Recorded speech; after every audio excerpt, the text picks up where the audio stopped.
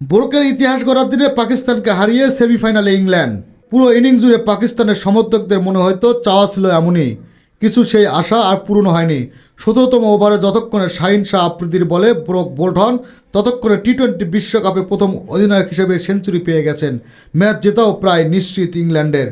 সেই প্রায় জয়টাও অবশ্য কিছুক্ষণের জন্য অনিশ্চিত হয়ে গিয়েছিল। ব্রোক ফেরার পর ইংল্যান্ডে 5 রানের ব্যবধানে হারিয়ে ফেলেছিল 3 উইকেটে, কিন্তু জয়ের জন্য তখন দরকার ছিল আর কেবল 4 রান। সালমান মির্জা শেষ ওভারে প্রথম বলেই 4 মেরে তা নিশ্চিত করে ফেলেন জফরা আর্চার।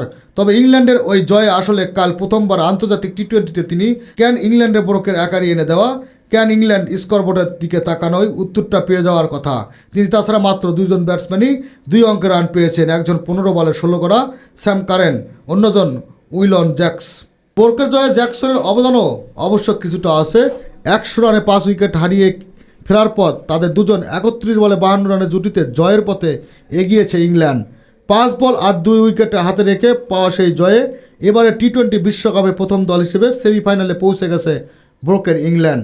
পাল্লা গেলের সুপার 8-এর ম্যাচটিতে টস জিতে আগে ব্যাটিংয়ের সিদ্ধান্ত নিয়েছিলেন পাকিস্তানের অধিনায়ক সালমান আগা। 5 ম্যাচ পর এই মাঠে এমন সিদ্ধান্ত নিয়েছিলেন কোনো অধিনায়ক, কিন্তু তার ব্যক্তিক্রমী সিদ্ধান্ত আর ভালোর দিকে বদলে দিতে পারেননি ব্যাটসম্যানরা। এক সাহিবজাদা ফারহান ছাড়া আর কেউই সেভাবে সুবিধা করতে পারেননি। বাকিদের মন্তর হওয়ার দিকে তার হিসাবি ব্যাটিংয়ে পাকিস্তানকে লড়াইয়ের পুঁজি এনে দিয়েছিলেন। 45 বলের ইনিংসে 7-4 ও 2 ছক্কায় 63 রান করেছিলেন তিনি। তার বাইরে দ্বিতীয় সর্বোচ্চ 24 বল খেলেছিলেন বাবর আজম, তিনি করেছেন 25 রান। তার এমন ব্যাটিংয়ে একটা বাজে রেকর্ডও হয়েছে।